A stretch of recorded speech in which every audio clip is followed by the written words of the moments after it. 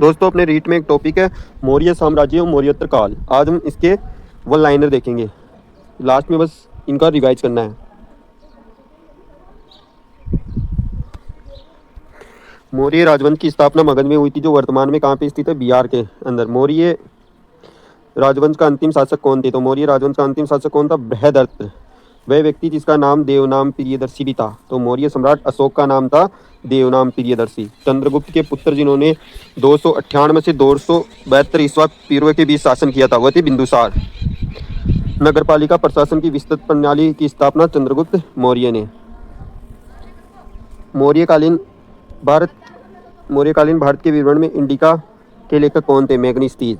मौर्य अर्थव्यवस्था मुख्य रूप से निर्भर थी किस पे थी? कृषि अर्थव्यवस्था पर। अशोक के प्रधान शिलालेख में सबसे बड़ा शिलालेख कौन सा था? तो सबसे बड़ा शिलालेख था 13वां शिलालेख। अशोक के आक्रमण के दौरान कलिंग की राजधानी कौन सी थी? अशोक के आक्रमण के समय कलिंग की राजधानी थी तोसाली। सिंधु और झेलम के बीच तक्षशिला शहर स्थित है। किन नदियों के बीच में? सिंधु और झेलम के बीच में।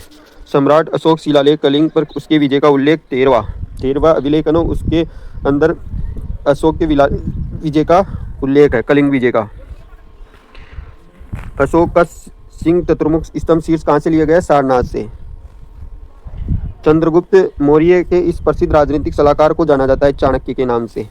चंद्रगुप्त मौर्य के इस प्रसिद्ध राजनीतिक सलाहकार को किसके नाम से जाना जाता है? चाणक्य के नाम से। अशोक का वह शिलालेख जिसमें ब्राह्मी लिपि का प्रयोग नहीं किया गया, तो साहेबादगढ़ी। देखो अशोक के जितने भी शिलालेख है ज्यादातर में ब्राह्मी लिपि का उपयोग किया गया है, लेकिन एक है जिसके अंदर नहीं किया, वह है साहेबादगढ़ी। मौर्य काल का सर्वोत्तम प्रतिमान क्या है? तो स्तंभ बनाए गए थे मौर्य काल में सबसे ज्यादा। अशोक के साम्राज्य की राजधानी नहीं थी, तो कामरूप नहीं थी। वरद सांची से स्तूप संबंधित है मौर्य काल से। पाटलिपुत्र में स्थानांतरित होने से पहले राजगृह कई वर्षों तक मगध की राजधानी रहा।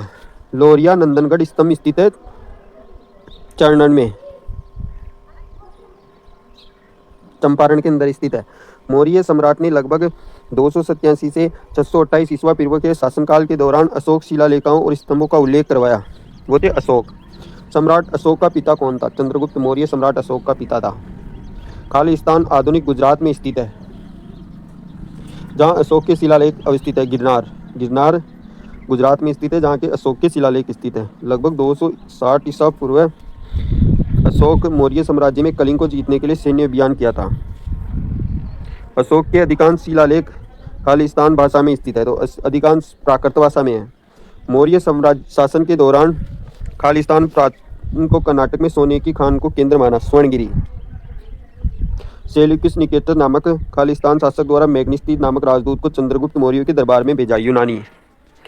मौर्य शासक अशोक द्वारा निर्मित सारनाथ सिंह स्तंभ किससे बना हुआ है? बलुआ पत्थरों से। 326 ईस्वी पूर्व भारत पर आक्रमण करने के लिए सिकंदर ने सबसे पहले सिंधु नदी को पार किया था। मध्य प्रदेश में भगवान बुद्ध के समान में सम्राट अशोक द्वारा बनाया गया बौद्ध स्तंभ सांची स्तूप था। सांची स्तूप के निर्माणकर्ता अशोक थे। बौद्ध धर्म से संबंधित प्रख्यात भवन संरचना धम्मेक स्तूप का निर्माण मूलतः मौर्य वंश द्वारा कराया गया। बौद्ध संरचना धम्मेक स्तूप कहाँ स्थित है? तो ये धम्मेक स्तूप कहाँ है? सारनाथ के अंदर। तृतीय बौद्ध परिषद का आयोजन खालिस्तान के द्वारा किया गया, तो किसके द्वारा किया गया? अशोक के द्वारा। अशोक तर्कसित रूप से प्रारंभिक भारत के सबसे प्रतीक शासक थे जिसने कलिंग पर विजय प्राप्त की। कौन थे? चंद्रगुप्त मौर्य। ऐतिहासिक ग्रांड ट्रक रोड का निर्माण कई शासकों द्वारा कराया गया था। मौर्य वंश के शासक काल के दौरान उत्तरापथ कहा जाता था। ग्रांड ट्रक रोड को क्या बोला जाता था? उत्तरापथ। कलिंग युद्ध की हिंसा को देखकर प्रतिशोध लेने की सोच रखने वाले सम्राट अशोक का हृदय परिवर्तन हुआ था और वह बौद्ध धर्म के अनुयायी बन गए। चंद्रगुप्त मौर्य के गुरु कौन थे? चंद्रगुप्त मौर्य के गुरु थे विष्णुगुप्त, जिनको चाणक्य बोला जाता है। उदयन ने मगध की राजधानी को राजगीर शहर से स्थानांतरित कर दिया था, शहर से हटाकर पाटलिपुत्र। उदयन ने क्या कहा था? राजगीर को हटाकर पाटलिपुत्र को राजधानी बनाया था। पुस्तक मैग्निस्टीज किसने लिखी थी? मैग्निस्टीज किसने लिखी थी? इंडिका। अशोक के प्राचीनतम प्राप्त अभिलेख किस लिपि थे? भाषा तो थी प्राकृत और लिपि थी ब्राह्मी लिपि। खालिस्तान ने मौर्य प्रशासन में अध्यक्षों को विभिन्न विभागों के अधीक्षकों के रूप में उल्लेखित किया। तो कौन थे? कौटिल्य ने। सम्राट अशोक ने बौद्ध धर्म के आदर्शों के रूप में धर्म दूरदराज के स्थानों पर भेजा। तो जो यहाँ पे भेजे गए थे वो कौन कौन थे? महेंद्र और संघमित्रा ने धर्म विजय धार्मिकता द्वारा विजय की नीति विकसित की, अशोक ने। संघमित्रा और महेंद्र वर्मन के पिता कौन थे? अशोक। अशोक शासन की सबसे महत्वपूर्ण घटना कलिंग आधुनिक युग में खालिस्तान पर विजय थी। तो कलिंग अभी वर्तमान में ओडिशा के अंदर स्थित है। कहाँ पे स्थित है? ओडिशा के अंदर।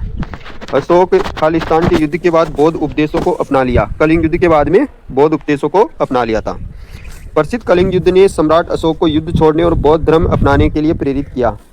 ये युद्ध उड़ीसा में कब लड़ा गया? 261 युद्ध। कलिंग युद्ध कब लड़ा गया था? 261 ईसा पूर्व। चंद्रगुप्त का पुत्र मौर्य साम्राज्य के सिंहासन पर बैठने वाला दूसरा शासक कौन था? कौन था? बिंदुसार। चंद्रगुप्त का पुत्र मौर्य साम्राज्य के सिंहासन पर बैठने वाला दूसरा शासक कौन था? बिंदुसार। सम्राट अशोक बिंदुसार का पुत्र था। सम्राट अशोक किसका पुत्र था? बिंदुसार का, जो मौर्य वंश से संबंधित था।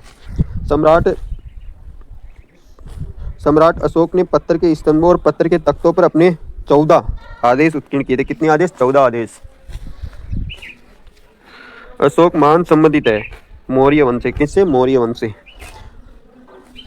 खालिस्तान मौर्य साम्राज्य की राजधानी कौन सी थी? पाटलिपुत्र।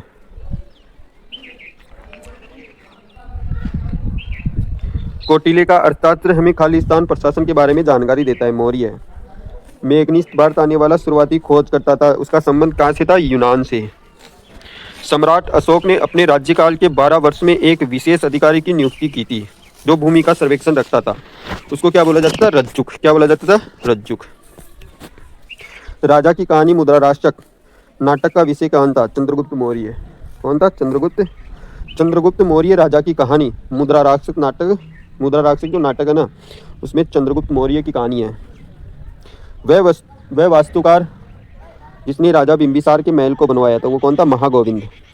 मौर्यों के इतिहास के लिए अधिक प्रमाणिक माना जाता है। किसको माना जाता है? विष्णु पुराण को। आंध्रों के इतिहास के लिए सबसे अधिक प्रमाणिक माना जाता है मत्स्य पुराण को।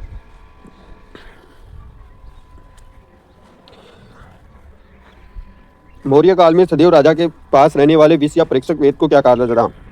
जांगलीविद। क्या बोला जाता? जांगलीविद। जो राजा के पास रहता था ना, परीक्षक या वेद, उसको बोला जाता था जांगलीविद। शासक जो मौर्य राजवंश से संबंधित नहीं है तो अग्निमित्र नहीं है। अशोक के स्तंभ लेखों के लिए पत्थर निकाला जाता था। कहाँ से? चुनार से। अशोक का वह शिलालेख जो धार्मिक संश्लेषण के बारे में कहता था। धार्मिक संश्लेषण के बारे में कौन बोलता था? 12वां शिलालेख।